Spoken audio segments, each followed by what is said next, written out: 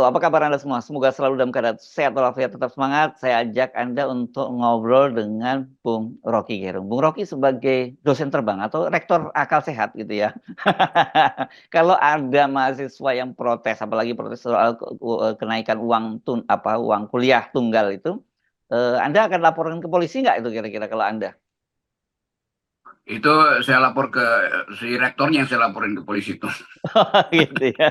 Iya, iya. Ini kacau ini di. Kan kalau mahasiswa Hmm, itu saya hmm, dapat berita hmm, beberapa jam lalu, hmm, hmm, kemarin saya baca berita itu. hmm, Kan kalau si mahasiswa melapor, itu hmm, bukan dia yang melapor, itu bapaknya yang melapor sebetulnya. Kan karena hmm. bapaknya nggak bisa bayarin Ya, uang ya. kuliah lagi. Lain kalau Hmm, karyawan hmm. memprotes itu soal gaji, ya bisa aja ada perjanjian dengan majikan bahwa gajinya mesti naik. Ini mahasiswa protes uang kuliah, itu artinya keluarganya nggak mampu bayar uang kuliah. Betul. Kan mestinya rektornya justru advokasi tuh bahwa ini ada banyak keluarga yang nggak bisa bayar uang kuliah, bukan mahasiswanya yang Hmm. dilaporin ke polisi. Mestinya bapaknya yang dilaporin ke polisi. Kenapa bapak kirim mahasiswa untuk protes? Kan logikanya begitu. Tapi sebetulnya dia mesti bela tuh, karena belajar itu adalah hak asasi warga negara, tuh hak warga negara. Bahkan harusnya gratis kok. Karena Ya, negara harus menghasilkan sejumlah bagian dari APBN, yaitu 20-25%, untuk memastikan bahwa tidak boleh ada anak Indonesia yang tidak terdidik. Kan itu intinya kan. ya, Jadi ya. si mahasiswa yang menuntut hak dia yang ada di konstitusi. Cerdaskan kehidupan bangsa, jangan naikkan uang kuliah. Begitu maksudnya. Iya, iya, iya. Ini makanya ini lagi heboh sekali karena Rektor Unri ini perempuan lagi Bung Rocky kan. Anda selalu ngomong bahwa Hmm. perempuan itu paling sensitif yang soal begini-begini ya. Lalu tapi justru dia malah melaporkan seorang mahasiswanya ke, polisi dengan undang-undang ITE dan ini banyak sekali mendapat sorotan dan orang menganggap bahwa ada juga yang menilai ini merupakan pelanggaran HAM ini gitu. Ini rektor yang nggak paham tentang apa fungsi dia sebagai rektor. Kan dia itu bukan majikan yang terganggu karena demo demo karyawan dia. Ini anak didik dia itu memprotes karena itu Ya. akan berakibat pada hak anak didik ini untuk menyelesaikan kuliah. Yang bisa diselesaikan dalam 4 tahun misalnya, itu harus terpaksa 6 tahun karena mesti cuti lagi tuh, kena Hmm. sanksi lagi kan. Jadi harusnya dia justru jadi pihak yang menegosiasikan uang kuliah itu. Jadi kan mahasiswa bilang, Ibu Rektor, tolong dong pergi ke Menteri Keuangan supaya ada dana dana khusus bagi mereka yang udah mau DO karena nggak bisa bayar uang kuliah. Kan mesti itu kerjaan Hmm. rektor sebagai administratur kampus kan. Ini dia laporin tuh, urusan apa tuh, orang orang minta hak untuk dididik tapi dilaporin ke polisi kan. Jadi kacau ya negeri ini, dan kekacauan itu turun karena si rektor pasti takut nanti rame lalu rektornya kena sanksi menteri, menterinya kena sanksi presiden kan. Jadi kebijakan pembangunan pendidikan kita justru berantakan karena fungsinya nggak dikenali justru oleh pengelola pendidikan, itu rektor. Ya, ya, Fungsi ya. rektor kan memastikan kelulusan, bukan memastikan DO. Ya, ya. Ini saya kira mungkin dampak juga dari apa ya BHMN kalau nggak salah kampus-kampus itu namanya sekarang ya. Dan Ya, padahal Nadiem menyatakan bahwa ini kampus merdeka, merdeka belajar gitu. Ini sih merdeka menaikkan UKT yang terjadi karena ini gejolaknya tidak hanya di Unri ini di kemarin di Sudirman juga ramai, cuman cukup bagus di sana penanganannya. Kemudian USU, nah yang bikin kaget USU disebutkan sampai naik sampai 100%. Jadi jadi ini bagaimana saya kita mau bayangkan sebagai orang tua yang punya anak kuliah, terutama mereka-mereka yang tinggal di pedesaan dengan kemampuan terbatas. Ini bebannya bertambah-tambah ini. Sudah beli Pertalite sekarang nggak ada, gitu. Sekarang tuh UKT juga naik sampai 100%. iya, BHMN itu berkonsekuensi universitas mesti cari uang tuh. Ya, Supaya dia bisa cari uang, maka dia pakai sistem favoritisme. Siapa yang bisa bayar banyak, dia diterima. Bukan hmm. melalui tapisan ujian.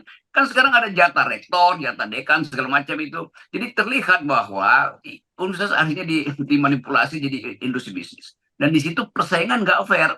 Karena tidak semua orang mampu untuk membayar setaraf yang dinegosiasikan antara rektor dan orang tua muridnya kan. Ya, Jadi begitu banyak anak-anak pintar yang harusnya diasuh sebagai bonus demografi, justru terbengkalai atau terlantar karena sifat BHMN itu yang akhirnya komersial. Kan itu dasarnya kan. Kita dengan mudah tahu bahwa perguruan tinggi bermutu di Indonesia itu, yang negeri itu bisa disogok kok, bisa diperjualbelikan tuh, masuk fakultas kedokteran mungkin sekarang 200 juta itu. ya, Bagaimana ya. ceritanya Hmm. hal-hal semacam ini? Jadi kelihatannya Nadiem sebetulnya kan ini harusnya Pak Nadiem itu nego dengan Menteri Keuangan tuh, atau nego dengan Presiden bahkan itu, supaya masalahnya selesai. Jangan sampai rektor dibebani lalu dia pusing kan.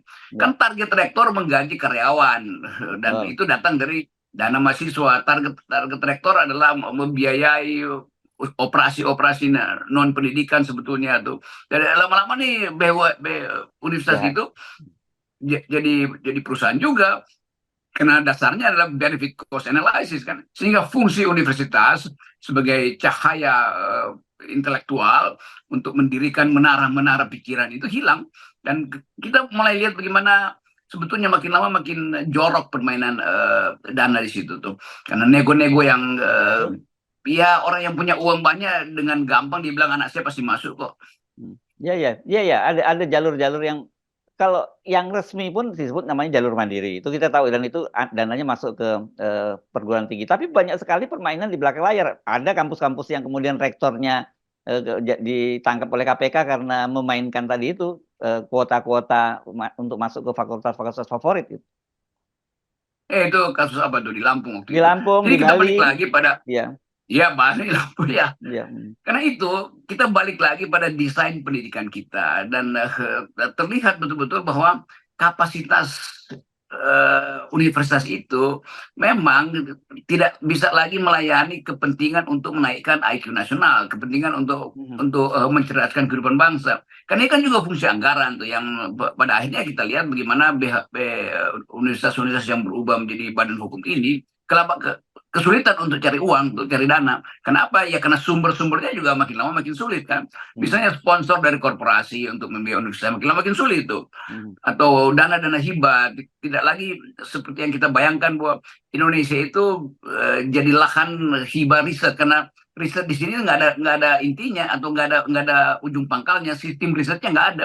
Jadi nggak ada internasional yang mau bantu universitas demi satu riset yang bermutu tuh, apalagi riset di bidang artificial intelligence yang di sini nggak, atau riset soal-soal DNA, bioteknologi, kan semua itu memerlukan kerjasama dengan luar negeri. Nah, untuk mengatasi itu ya udah dinaikin aja uang kuliah. Jadi dengan gampang uang kuliah dinaikin, itu beban pada masyarakat, dan masyarakat kecil pasti nggak mampu bersaing untuk memperoleh pendidikan yang bermutu. Padahal perintah undang-undang dasar pada presiden cerdaskan kehidupan bangsa, ya. Nah bukan ini, naikkan uang kuliah. ya, ini menarik ini Anda cerita soal itu karena kemarin kita juga membahas kenapa banyak sekali politisi kita yang gila memasang gelar-gelar gitu. Nah, ini berkaitan dengan gelar kehormatan Bung Rocky. Saya tahu ini betul-betul pengalaman saya pribadi ya yang menunjukkan bahwa gelar kehormatan itu ternyata diobral juga untuk mencari anggaran. Karena saya pernah dihubungi oleh seorang teman dari kampus gitu yang dia kebetulan dari rektorat, dia minta balikan,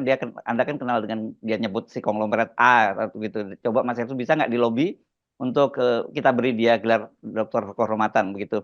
Loh, dan itu tuh ada biayanya. Saya tanya apa ini? Kami kesulitan sekarang untuk mengirim dosen-dosen itu ke luar negeri untuk seminar-seminar dan sebagainya. Padahal itu penting sebenarnya buat meningkatkan kemampuan para dosen-dosen kami. Sampai seperti itu Bung Rocky jadi obralnya. Makanya kemudian banyak politisi yang sekarang dengan apa bangganya memasang namanya doktor honoris causa di depan namanya itu.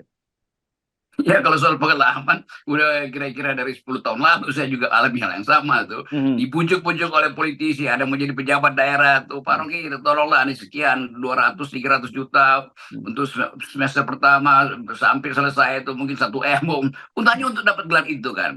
Ya, Jadi sebetulnya mereka membayar pada universitas untuk dapat gelar doktor, lalu mereka membayar atau membujuk dosen-dosen yang mereka anggap bisa menulis untuk buatin disertasinya kan.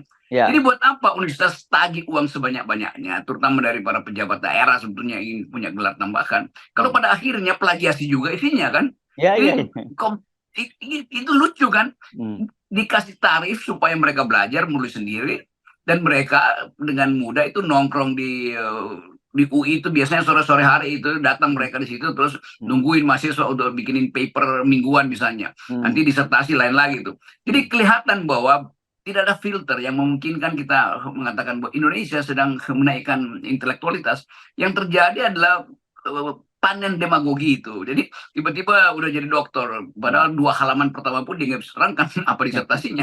Iya, iya. Nah, ini saya kira tidak boleh dianggap, apa ya, lucu-lucuan aja lah atau itu hal yang sederhana. Ini soal serius berkaitan dengan pendidikan kita dan kita membayangkan, sangat mungkin kita akan kehilangan banyak sekali bakat-bakat intelijen, anak yang pintar, tapi karena keterbatasan anggaran jadi mereka tidak bisa kuliah. Ya itu terutama soal persaingan tuh. Barrier to entry udah terjadi. Pertama-tama soal dia lihat orang tuanya berapa, itu rektornya pasti mulai scout, cari cari di mungkin SMA-nya udah langganannya tuh. Kirim dulu berapa gaji orang tuanya. Paling kalau orang tuanya komisaris BUMN misalnya itu pasti diterima tuh. Walaupun anaknya bego kan. Jadi kelihatan betul bahwa ada kesenjangan sosial yang sekaligus akan menghasilkan kesenjangan pengetahuan kan. Jadi lama-lama nggak ada lagi kemampuan kita untuk menerangkan pada anak-anak muda ini bahwa Anda punya masa depan karena dijamin hak Anda untuk belajar oleh Undang-Undang Dasar. Kan itu intinya kan. Jadi kelihatannya sebetulnya sih dari awal saya usulkan itu supaya Nadiem itu berhenti aja deh. Karena semua hal tentang kebijakan itu dikacaukan. Karena tidak ada satu perencanaan komprehensif tentang orang ini mau diarahkan kemana tuh. Kalau lulus dari fakultas hukum mau jadi apa? Mau jadi raja cincin atau mau jadi pengajar. Kalau mau jadi pengajar ya kasih beasiswa sampai S3 tuh. Atau ada gubernur datang buat nyari dokter supaya nambah elektabilitas di daerah. Ngapain? Anda kan mau memerintah bukan buat ngajar. Ngapain jadi dokter? Sehingga dia menghalangi orang lain untuk kan kalau kotanya misalnya di, Ya, di Indonesia kotanya cuma 5, yang 4 adalah calon gubernur yang mau dapat gelar dokter, yang lain nggak dapat lagi kan. hmm, Padahal anak-anak yang mau jadi dosen itu ingin dapat gelar dokter supaya sertifikasi, hmm. supaya mampu untuk diundang bicara di forum-forum internasional kan. Jadi itu yang nggak ada tuh satu cara berpikir detil tentang fungsi pendidikan tuh, apalagi pendidikan tinggi. Ya, tapi justru bagi perguruan tinggi itu kalau ada kepala-kepala daerah itu yang mau kuliah ngambil gelar itu justru buat mereka itu sebenarnya kesempatan mereka mendapatkan dana. Cara berpikirnya seperti itu malahan. Ya itu kan rektor kan mestinya rektor tanya misalnya Anda kepala daerah mau ngapain mau jadi rektor di daerah mau ngajar atau mau kampanye aja tuh dengan tambah gelar doktor kan sehingga kuota anak-anak yang justru mau jadi researcher itu terhalang oleh orang-orang ini karena udah kuotanya udah penuh. Mereka kan pasti habis korupsi menjadi doktor tuh dan rektor mengiyakan itu nggak ada verifikasi itu sementara mahasiswa yang protes kenaikan uang kuliah itu dipidanakan kan ini ngaco Ya, nya minta ampun kan. iya, iya. Saya kira kita dorong Ibu Rektor dengan kesadaran sendiri mencabut laporan itu. Gitu justru malah menemui mahasiswa itu untuk menanyakan apa problemnya sehingga dia kemudian protes keras seperti itu.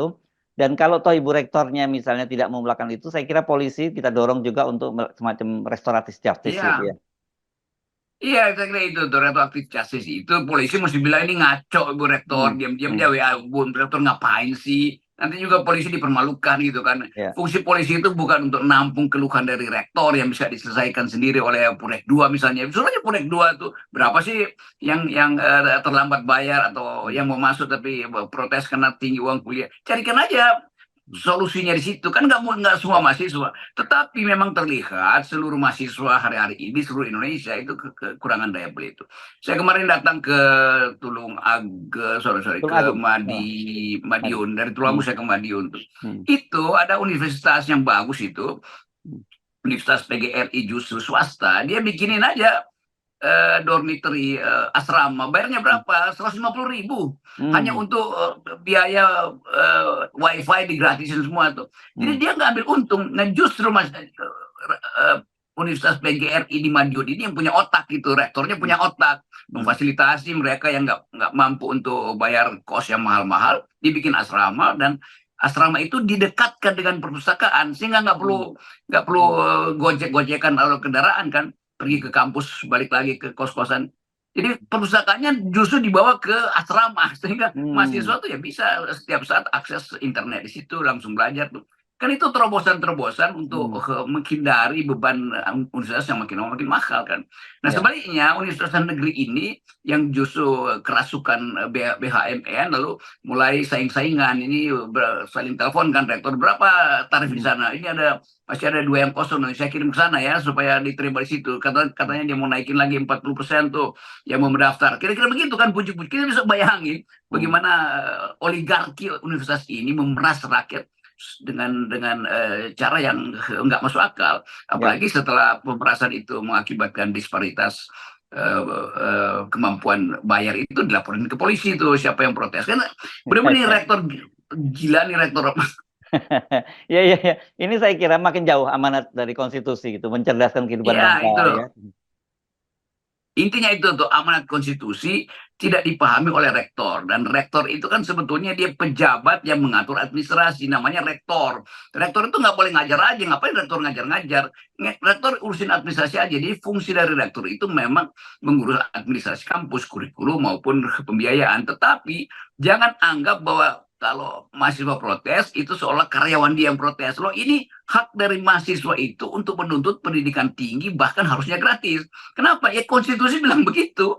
Tugas presiden mencerdaskan kehidupan bangsa. Maka wewenang itu dialihkan pada rektor, bukan rektor memeras uang kuliah dari mahasiswa. Yes, oke. Baik, terima kasih Bung Rocky. Semoga ada jalan keluar Ya, ini buat semua mahasiswa kita ya. Ini ya, Kang tetap saya Maulkan. salam buat Ibu. Saya tetap titip salam buat Ibu Rektor Unsri itu supaya Bukan berakal Unsri, sehat lah Unri. sebagai rektor. Unri, bukan Unsri ya. Unri, Unri Riau. Universitas Riau. Riau. Ya, ya, ya. Ya, Oke. ya saya pernah ngajar di situ, kasih kuliah umum di situ.